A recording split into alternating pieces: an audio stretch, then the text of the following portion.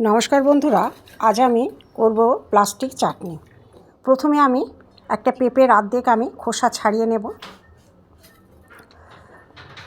খোসা ছাড়িয়ে আমি পাতলা পাতলা করে কেটে নেব। বটি দিয়ে আমি কাটছি বন্ধুরা। পাতলা পাতলা করে কেটে নিয়েছি এইভাবে।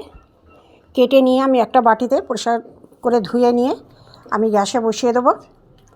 এর মধ্যে আমি একটা লেবু, গন্ধরাজ লেবু হাফ কেটে নিয়ে আমি রসটা বার করে নেব। রসটা হাফ লেবুর রস অনেকটাই হয়েছে বন্ধুরা। এবারে আমি পেঁপে আমি গ্যাসে বসিয়ে দিয়ে সামান্য জল দেবো, দিয়ে হাফ সিদ্ধ করে নিয়ে আমি চিনির রস দিয়ে দেবো। বেশি সেদ্ধ করতে গেলে গলে যাবে। চিনির রসের মধ্যে কাজু কিশমিশ দিয়ে দিলাম, পেঁপের মধ্যে একটু অল্প করে নুন দিলাম, দিয়ে আমি দেখুন পেঁপেটা কত সুন্দর কাঁচের মতো হয়ে গেছে। এর মধ্যে আমি সেদ্ধ হয়ে গেছে।